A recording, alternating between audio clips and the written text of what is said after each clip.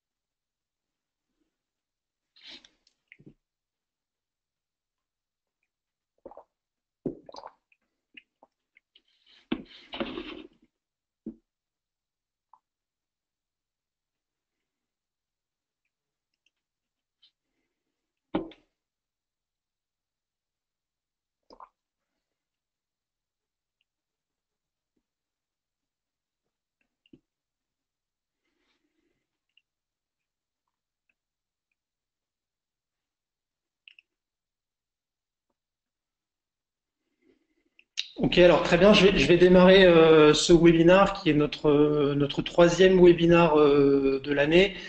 J'ai avec moi, on va avoir pas mal de sujets abordés. C'est un sujet qui est assez vaste et le condenser en une demi-heure, trois quarts d'heure, c'est un peu compliqué. Je vais pas aborder de questions directement dans le cadre du webinar. Par contre, si vous avez des questions, j'ai Alexandre avec moi qui va vous répondre dans le chat. N'hésitez pas non plus à rebondir à la fin de cette présentation pour nous poser des questions par email ou en nous appelant directement. On se fera un plaisir d'y répondre. Donc n'hésitez pas à nous envoyer toutes vos questions dans le fil de la présentation. Vous récupérez aussi à l'issue de ce webinar l'enregistrement, l'enregistrement du webinar si vous souhaitez le revisionner ou si vous avez malheureusement pas pu y assister.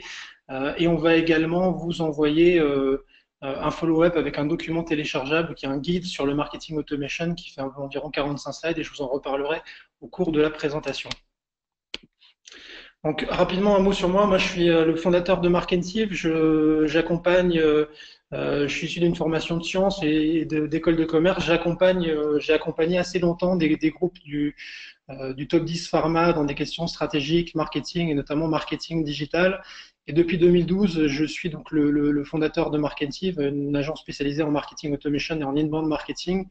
J'ai écrit à l'occasion de cette carrière-là environ 300 articles de marketing, notamment de marketing digital et beaucoup sur le marketing automation. Et j'ai été parmi les premiers à m'intéresser à ce sujet-là en France.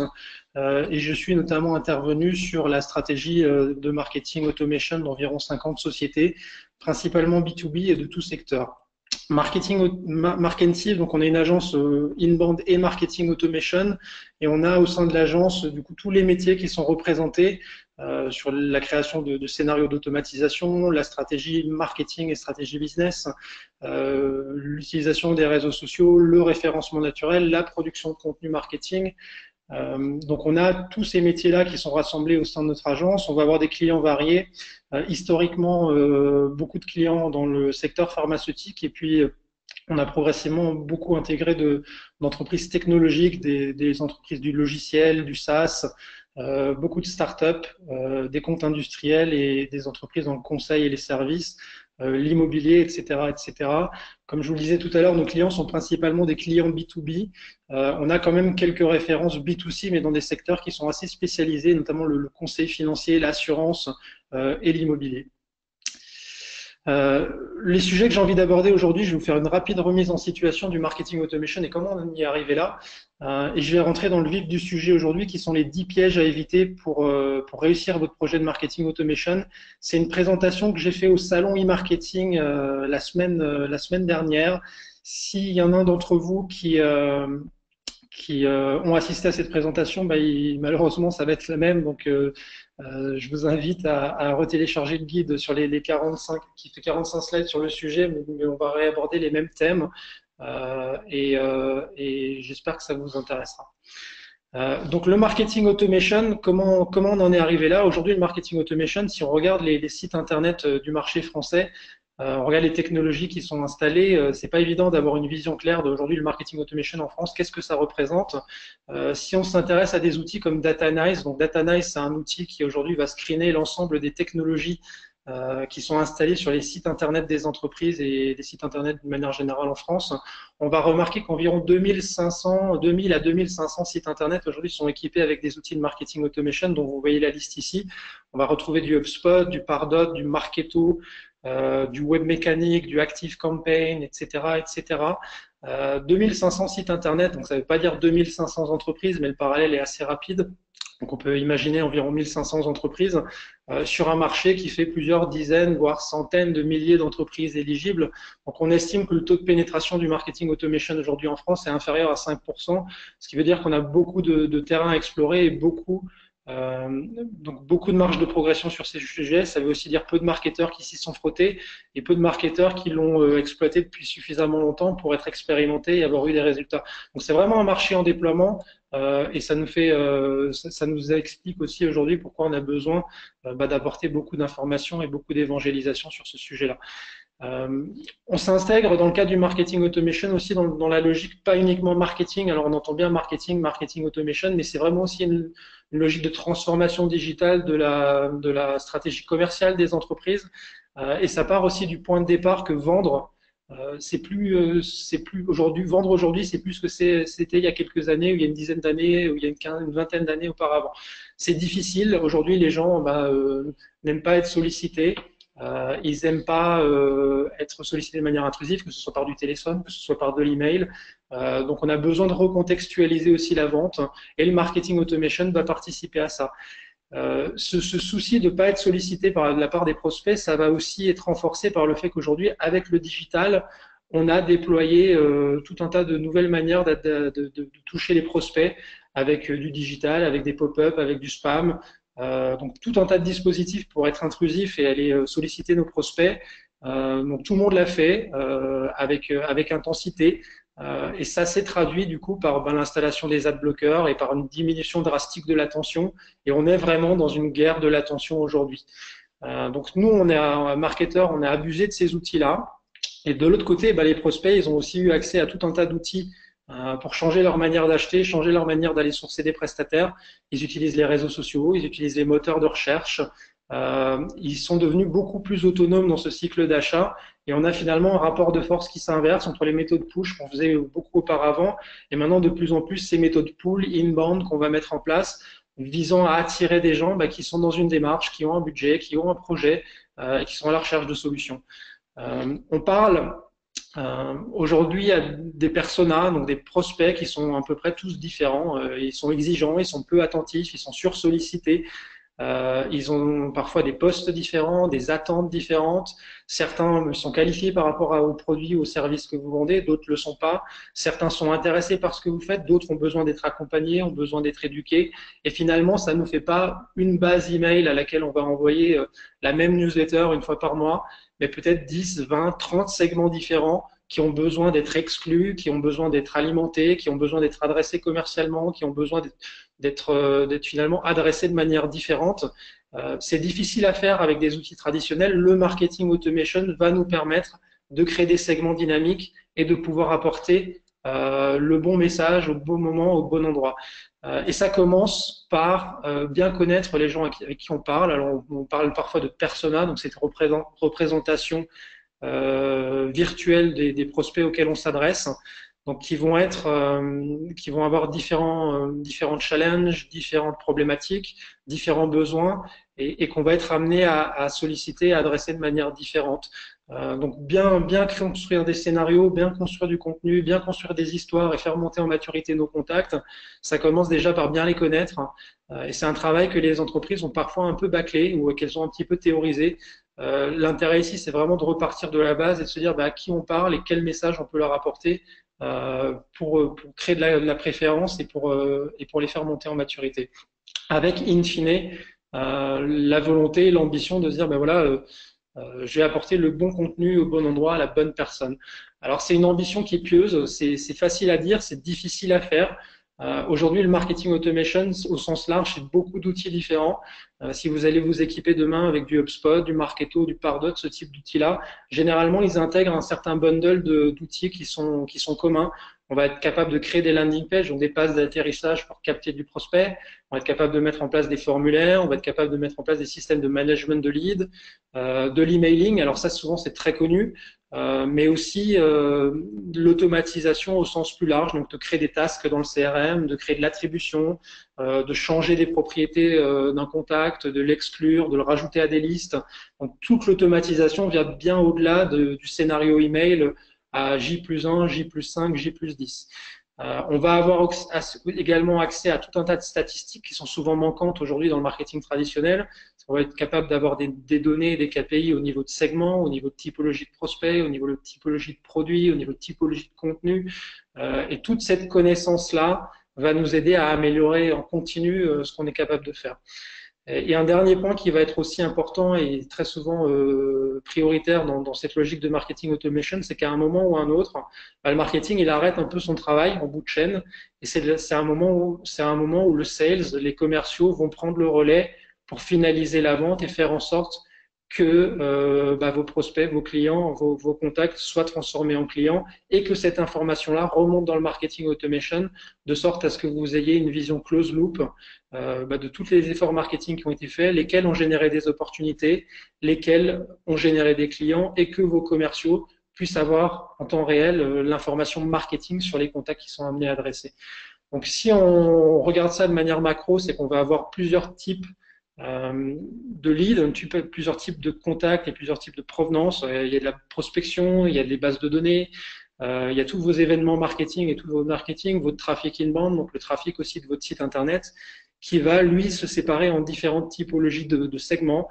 Donc, on va avoir des leads qui sont qualifiés, qu'on appelle généralement des MQL, donc qui vont être adressés directement aux commerciaux, et des leads qui sont peut-être moins qualifiés, dont certains vont être abandonnés parce qu'ils ne sont pas dans la cible, et d'autres qui vont pas être forcément prêts à acheter, mais qui méritent d'être éduqués, d'être accompagnés. On va appeler ça du lead nurturing, donc la maturation de prospects avec des scénarios email, avec des invitations, avec ce genre de choses-là, visant encore une fois à identifier un segment de leads qualifiés qu'on appelle MQL ou Marketing Qualified Lead, qu'on va encore une fois envoyer aux sales et recycler les leads qui sont adressés par les sales et jugés pas suffisamment matures.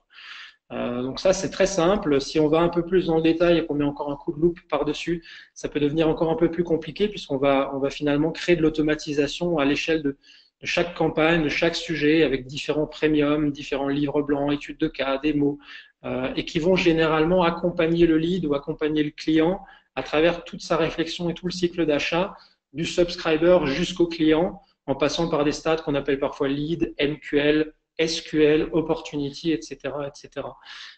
Et tout ça pour dire que le marketing et les ventes ont changé. Le marketing prend aujourd'hui beaucoup plus de place et accompagne beaucoup plus loin le contact ou le prospect dans le cycle de décision. Et on va finalement avoir affaire à des acheteurs qui sont beaucoup plus autonomes et le marketing fait beaucoup plus de travail. Évidemment, quand le commercial va parler à un contact, le plus gros du travail a presque été fait puisque le prospect est quasiment convaincu et a vraiment plutôt besoin d'être accompagné dans le processus commercial plutôt que de décider s'il va choisir le prestataire A ou le prestataire B. Donc ça, c'est une rapide remise en contexte du marketing automation et on a décidé ici d'aborder les 10 pièges à éviter pour votre projet de marketing automation. C'est différents types de réflexions et c'est des erreurs assez courantes que nous, on a rencontrées parmi tous les prospects et tous les clients qu'on a été amenés à accompagner. On a appris pas mal de choses par rapport à ça et on a identifié une dizaine de pièges qui sont courants et qui causent souvent problème aux marketeurs. Un des premiers pièges qui est souvent relevé, qui est assez important, c'est de ne pas faire du marketing automation un vrai projet d'entreprise.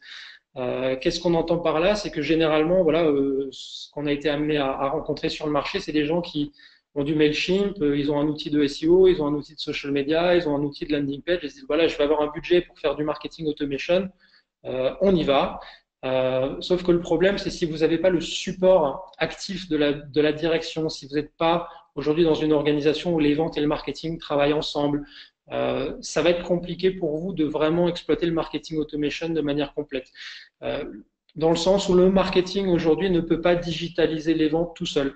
C'est vraiment le complexe marketing-vente qui va se digitaliser via un outil de marketing automation.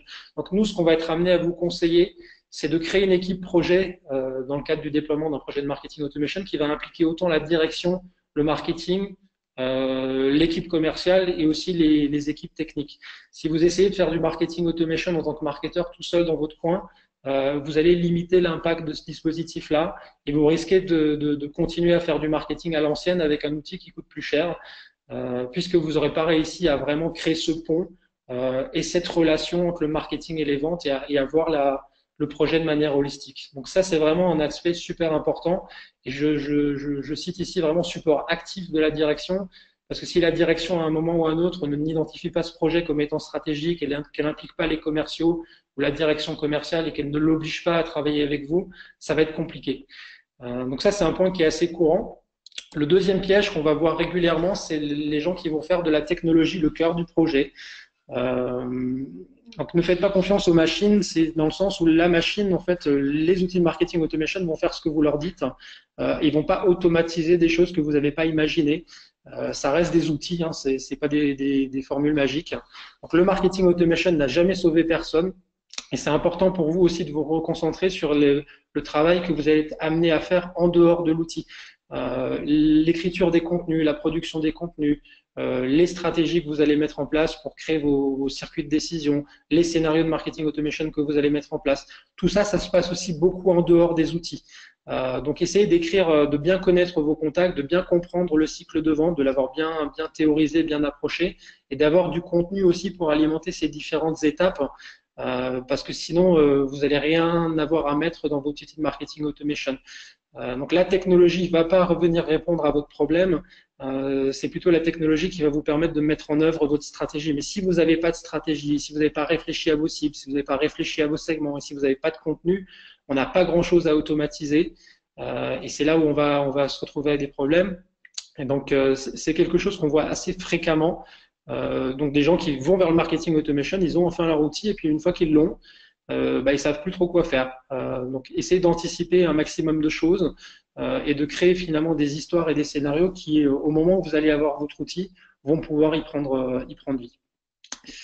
Donc, on parle aussi généralement d'environnement qui est plus ou moins favorable à l'implémentation d'un outil de marketing automation. Si les ventes et le marketing travaillent ensemble, ça va être plus facile. Si vous avez un CRM qui est moderne, qui est cloud, qui est facile à connecter avec les outils de CRM, les outils de marketing automation du marché, ça va être plus facile pour vous. Si vos bases de données, elles sont à jour et elles sont déjà segmentées par typologie de persona ou par niveau de maturité, ça va être plus facile pour vous d'automatiser des scénarios à l'avenir. Si vous avez des ressources pour faire vivre ce projet-là, pour faire vivre cette technologie, pour produire du contenu, ça va être plus facile pour vous. Si vous avez les équipes de direction, les équipes techniques qui sont impliquées dans le projet, ça va être plus facile que si vous le gérez tout seul dans votre coin, etc., etc. Donc, c'est important dans le cadre du déploiement d'un projet de ce type-là, c'est de créer cet environnement favorable. Et l'outil, généralement, ne va pas créer l'environnement. L'outil est finalement une traduction technique, mais si l'environnement en amont est pas favorable à l'implémentation de cet outil-là, vous allez vous faire face à des difficultés. Alors, vous êtes généralement pas complètement à gauche ou pas complètement à droite, vous cumulez des avantages et des inconvénients des deux situations. L'idée, c'est d'aller le plus possible travailler sur ces différents éléments pour hisser votre entreprise du bon côté du tableau. Un troisième point qui va encore rejoindre les deux premiers, c'est de faire du choix de la technologie le cœur du projet. Donc dans le sens où aujourd'hui les outils de marketing automation, il y en a une trentaine et il y en a une dizaine qui sont assez fréquents, voire 5, qui ont la plus grosse part de marché. Dans la plupart des situations, ces outils-là vont quand même partager beaucoup de fonctionnalités en commun. On va pouvoir faire de l'email, on va pouvoir faire des scénarios, on va pouvoir faire des segments, on va pouvoir automatiser des scénarios et des workflows. Donc tout ça, toutes les solutions le font. Généralement, elles sont toutes ouvertes vers des outils de CRM. Donc, elles ont globalement à peu près le même spectre fonctionnel. Certaines vont aller beaucoup plus loin. Si on compare un outil comme Marketo qui est extrêmement personnalisable, extrêmement puissant, qui peut être déployé vraiment à l'échelle internationale, on va avoir d'autres outils qui sont plus simples et qui se contentent de faire de l'emailing avec des landing pages, avec de la segmentation et un peu de scoring. Donc, et réfléchissez pas sans 7 ans. Généralement, si vous êtes très très grand, vous êtes plutôt sur des solutions Marketo. Si vous êtes milieu intermédiaire, ça va être plutôt du HubSpot. Et si vous êtes dans le bas du marché, ça va être généralement du web mécanique. Et intéressez-vous finalement pas à la solution qui va avoir le plus de fonctionnalités, mais à celle qui va répondre à ce dont vous avez besoin et qui se connecte bien à votre environnement et à votre environnement technologique actuel. Est-ce que ça se connecte bien avec votre CRM? Est-ce que l'interface va être facile à utiliser pour votre équipe? Et est-ce que le produit va aussi accompagner l'évolution de votre entreprise et sa croissance? Donc ça sert à rien de chercher un outil et tout benchmarker dans tous les sens pendant X années. Intéressez-vous assez rapidement à ces différents points d'attention et choisissez un outil. Mais de toute façon, c'est pas ça qui fera la différence, dans le sens où nous, on a rarement rencontré une entreprise qui a raté son projet parce qu'elle a choisi HubSpot plutôt que Pardot ou l'inverse. Intéressez-vous à l'outil qui vous correspond le mieux et perdez pas trop de temps sur ces aspects-là. Ne pas intégrer de réflexion autour de CRM, c'est un piège qui est assez courant également, dans le sens où le marketing dans certaines organisations est assez coupé des ventes, donc ils le voient de l'extérieur et ils connaissent pas le CRM. Vous ne pourrez pas demain faire du marketing automation en éludant complètement le sujet du CRM. Donc là, les entreprises, malheureusement, ne sont pas toutes égales. Je veux dire, il y en a qui ont un CRM qui est à jour, qui est renseigné, qui est moderne, qui est bien paramétré en termes de segmentation et qui est un véritable outil commercial. Dans d'autres cas, bah, c'est un outil qui est vieillissant, qui est mal utilisé, qui est mal administré, où c'est un petit peu désordre, c'est un petit peu le désordre. Donc, vous allez avoir besoin demain, si vous voulez avoir un système de marketing automation qui est clair, qui est segmenté, qui est efficace et sur lequel vous pouvez avoir de la mesure, d'avoir exactement le même type d'organisation de l'autre côté. Donc ça, c'est un sujet sur lequel vous allez devoir travailler. Donc là, vous voyez qu'il y a une capture d'écran d'une page Salesforce. On va avoir la fiche d'un contact avec à un moment ou à un autre son information marketing qui va remonter dedans. Donc les pages qui ont été visitées par le contact, les emails qui ont été ouverts, les campagnes de marketing automation dans lesquelles ce contact se trouve, et qui va aussi nous permettre de mettre en place un score qui va être visible par le commercial. Donc l'opportunité qu'on a ici, c'est que pour un commercial, le CRM est plus seulement un outil de flicage ou un outil, il va dire, bah, tiens, j'ai fait suffisamment de rendez-vous, j'ai appelé suffisamment de prospects. C'est un outil dans lequel il va lui aussi retrouver de la valeur. C'est pas le seul contributeur de ce dispositif-là. Donc, il va être capable de venir, de pouvoir prioriser ses leads, de voir ceux qui ont des scores élevés. Parfois, il va être même capable d'enrôler un contact dans un scénario de marketing automation. Donc, il y a beaucoup de choses qu'on peut mettre en place, mais ça implique d'avoir une vraie rigueur, une vraie organisation et un vrai framework quand on va penser la connexion entre ces outils-là. D'une part, on a besoin d'avoir le même data model, donc la même typologie d'informations des deux côtés. On va faire parler le nom, le prénom, l'email avec le champ équivalent du côté CRM. Et on va aussi créer des pick lists, des questions à choix multiples qui vont nous permettre d'identifier des segments. Donc ça, c'est important en fait qu'on pense bien le data model de manière identique des deux côtés et qu'on puisse définir des règles qui vont être évolutives et qui vont nous permettre de dire, bah tiens, ces contacts-là, côté marketing automation, sont arrivés à maturité. Je vais créer des alertes dans le CRM, je vais créer des tasks et je vais les attribuer au commercial le plus qualifié ou à l'inside sell le plus qualifié pour prendre en charge cette demande. Ça ne veut pas dire que ces règles-là vont jamais évoluer, il faut les voir de manière agile. On met quelque chose en place et on revoit périodiquement les règles, le dispositif pour faire en sorte qu'il accompagne efficacement l'organisation commerciale. Vous, marketeurs, vous ne pouvez pas tout imaginer ou tout inventer. Vous avez besoin de ce feedback, vous avez besoin de cette collaboration avec les ventes pour faire en sorte que cette synchro soit la plus efficace possible. Cinquième point, qui est assez fréquent aussi, c'est qu'on se lance dans le marketing automation et on va peu planifier, peu formaliser de stratégie. Donc ça, c'est un problème. C'est le meilleur moyen de perdre du temps et de l'argent. Donc nous, ce qu'on va être amené à vous conseiller, c'est de vous intéresser à certains éléments clés de projet, ces étapes de mise en place. C'est de bien reprendre le contexte et l'état des lieux de votre projet, qui sont vos concurrents, quelle est votre organisation, quelles sont les activités marketing aujourd'hui qui fonctionnent bien, quelles sont les étapes du cycle de vente, etc., etc. Un deuxième point qui va être vraiment primordial, c'est la notion d'objectif et d'indicateur de performance, ce qu'on appelle KPI chez nous. Donc c'est difficile à faire la première fois qu'on met en place un outil parce qu'on a peu d'historique, mais vous devez être capable demain de vous dire, ben voilà, j'ai tant et tant de leads froids, j'ai tant et tant de leads tièdes, j'ai tant et tant de leads chauds, j'ai tant et tant de devis ouverts, j'ai tant et tant de clients, et de quelle manière je vais créer des campagnes et mettre en place des choses qui vont impacter ce funnel, donc impacter cet entonnoir de vente et changer mes taux de conversion. Si j'ai pas d'objectif, j'ai du mal à savoir où mon problème se situe et du mal à mettre en place des actions qui vont être correctives et qui vont nous permettre d'aller dans le bon sens. Un troisième point, c'est la compréhension des buyers persona et du cycle de vente pour chacun d'entre eux, qui va se traduire derrière par la production de contenu adapté. Donc ça peut être des livres blancs, ça peut être des articles, ça peut être des vidéos, des webinars, etc., etc. Donc tous les types de contenus qu'on va être capable de mettre en place pour créer du nurturing, pour créer derrière des campagnes qui vont nous permettre d'avoir un impact sur cet entonnoir de vente. Un sixième point qui va concerner les ajustements techniques. À un moment, le marketing automation est quand même assez fortement lié à votre site internet. On va avoir des pages de destination, donc des landing pages, des formulaires qui vont être implémentés dans le site. Donc, si vous faites demain, vous déployez un HubSpot et vous avez des super landing pages, mais qu'elles gagent un peu avec votre site internet, qu'elles ne sont pas optimisées en termes de charte graphique, en termes d'ajustements techniques, ça va être un problème. Donc, c'est l'occasion aussi de repenser l'implémentation du système de marketing automation, peut-être avec une refonte ou un ajustement de votre site internet, histoire qu'on ait une expérience client entre vos emails, vos landing pages, votre site, vos communications qui soient cohérentes et qui soient modernes. Et septième et huitième point, ça va être du coup de bien définir le fonctionnement commercial entre le CRM et le marketing automation et toute la planification de vos campagnes, le cahier des charges, le data model, etc., etc. Donc d'avoir un minimum de framework au moment où vous allez mettre en place votre outil pour que tout roule et tout se passe bien. Donc ça peut être data model, ça peut être ce genre de choses par exemple, ça c'est une partie d'une autre, celui-là qu'on utilise à l'agence, on va s'intéresser par exemple au secteur d'activité de nos contacts, on va s'intéresser au planning de leurs projets, on va s'intéresser à leurs problématiques prioritaires, au chiffre d'affaires de leur entreprise ou par exemple au buyer persona qui est concerné. Donc, ce sont des questions et des variables qu'on va utiliser dans nos formulaires, qu'on va utiliser dans nos campagnes et qui vont nous permettre par la suite de segmenter notre base comme nous on l'a choisi.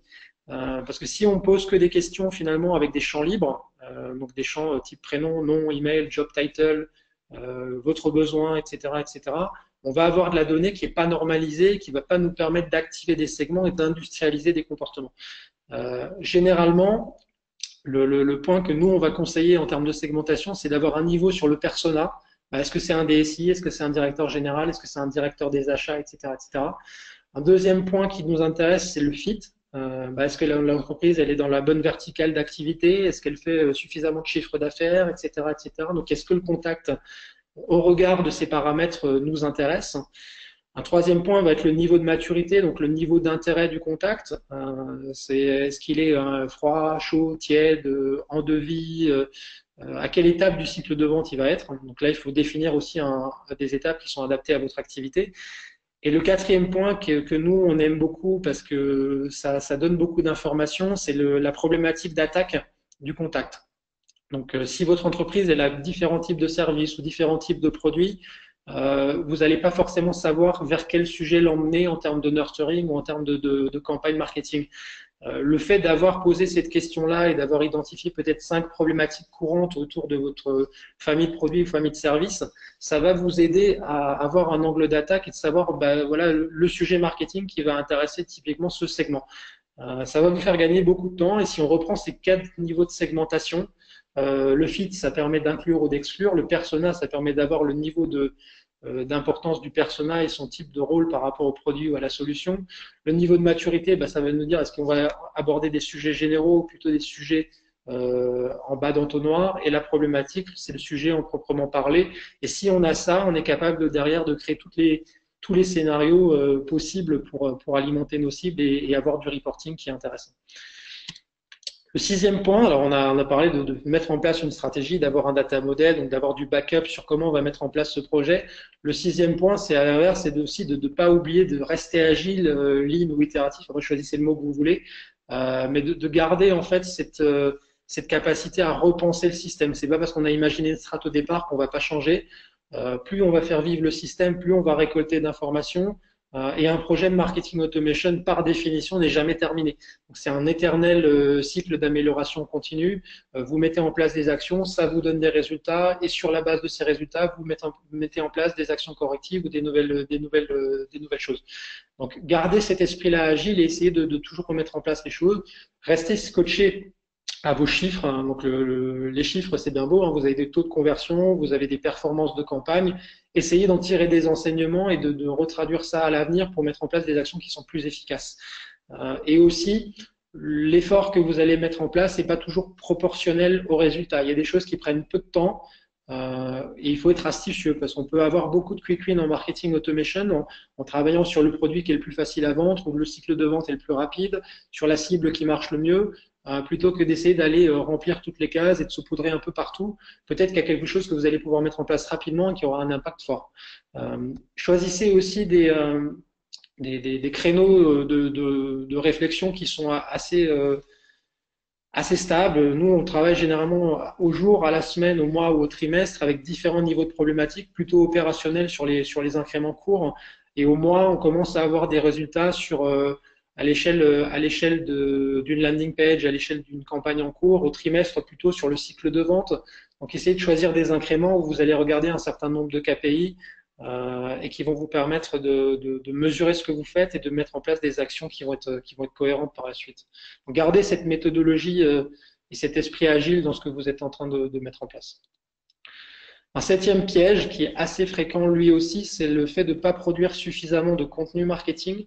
Donc ça va être un point qui est primordial. C'est que si vous n'avez pas de contenu, bah vous avez rien à apporter à vos prospects et vous avez beau avoir des super segments et imaginer des super scénarios, c'est quand même le carburant de la démarche, c'est quand même d'avoir du contenu avec différents niveaux, donc des contenus qui sont plutôt des contenus découvertes, qui vont nous permettre de générer pas mal d'audience, d'adresser de manière très large des prospects qui ne sont pas forcément suffisamment en phase d'achat. Et puis des contenus plutôt décision. Alors là, on va retrouver les études de cas, les demandes de démo, donc tout ce genre de choses-là, et qui vont nous permettre, en saupoudrant dans ces différents typologies de contenus, d'emmener un prospect qui est froid jusqu'à un prospect tiède, puis jusqu'à un prospect chaud et jusqu'à un client. Donc c'est aussi important pour vous de créer différents types de contenus autour d'une même problématique, vraiment en accompagnant le prospect dans son cycle de vente. Et c'est quelque chose qui est exigeant et que les entreprises n'ont pas toujours l'habitude de faire. En général, elles sont très bonnes sur tout ce qui va être bottom funnel, elles sont un peu moins bonnes sur ce qui est top funnel. Et au milieu, généralement, elles manquent de contenu également. Donc, essayez de varier les formats. Et puis, si vous avez produit quelque chose qui fonctionne bien, essayez de le décliner. Vous pouvez en refaire des articles de blog, vous pouvez varier ça et en faire un webinar, vous pouvez le recycler derrière en petit guide ou en livre blanc. Essayez de ne pas réinventer from scratch des contenus en permanence parce que ça demande beaucoup d'efforts, mais essayez d'être astucieux et intelligent pour faire en sorte que vos contenus, vous arriviez à exploiter la moelle de ce contenu-là le plus possible. La formation des utilisateurs, donc ça c'est un point qui est aussi capital et souvent il est un peu bâclé.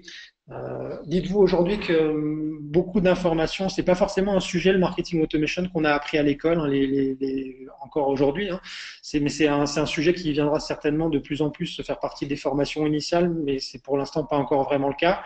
Cependant, il y a beaucoup de contenus qui existent. Les éditeurs, que ce soit du HubSpot, Marketo, Pardot, ont un environnement de formation avec des certifications, avec du contenu, avec des webinars, avec des e-learning qui sont intéressants pour vous pour bien comprendre la méthodologie, mais aussi bien appliquer les outils.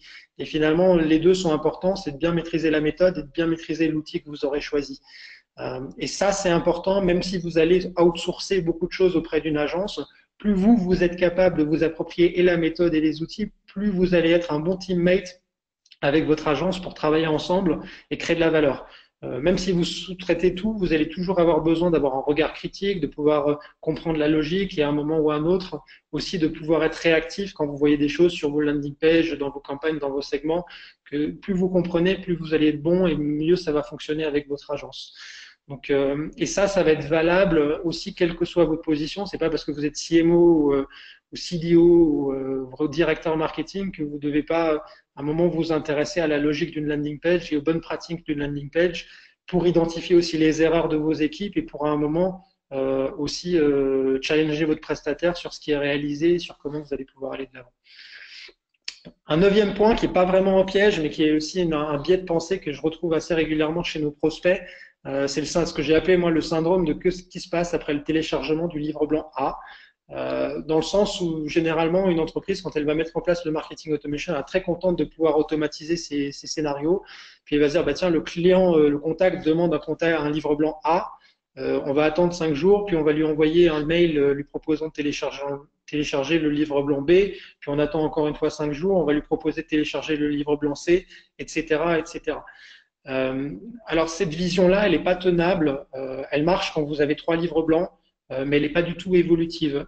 Et le problème qu'il y a là derrière, c'est qu'il y a peu de réflexion autour de ce contact-là. Finalement, est-ce qu'il est froid, est-ce qu'il est tiède, est-ce qu'il est chaud, est-ce qu'il est intéressant pour nous, quel était son sujet d'intérêt. C'est pas parce qu'il a téléchargé le livre blanc A que le B, le C et le D doivent suivre derrière. Et réfléchissez bien à la philosophie des choses. L'objectif que vous avez, c'est de transformer des leads froids en leads tièdes et des leads tièdes en leads chauds et des leads chauds en clients. C'est pas de faire en sorte que vos contacts aient téléchargé un maximum de livres blancs et que tous vos livres blancs soient disponibles dans des scénarios et que vous ayez automatisé un maximum de choses. Essayez de penser de comment vous allez être capable d'accompagner le client dans la vente. Mais plutôt que de dire il faut qu'on arrive à automatiser tous nos livres blancs. Donc ça, c'est un biais intellectuel qu'on retrouve assez souvent et qui en fait derrière est pas maintenable parce que demain vous allez rajouter peut-être 5 nouveaux livres blancs. Est-ce que vous allez les intercaler entre le livre blanc A et le livre blanc B? Comment vous allez gérer la situation? Et dites-vous aussi que télécharger le livre blanc A en soi, c'est pas une action qui est discriminante, dans le sens où ça peut très bien être un client qui a téléchargé ça et vous n'avez peut-être pas envie de lui envoyer le B systématiquement. Donc repensez bien que les étapes, c'est bien le lead froid au lead tiède, le lead tiède au lead chaud et le lead chaud au client, et pas l'inverse. Et 10e point, c'est de ne pas prévoir suffisamment de ressources pour faire vivre le projet.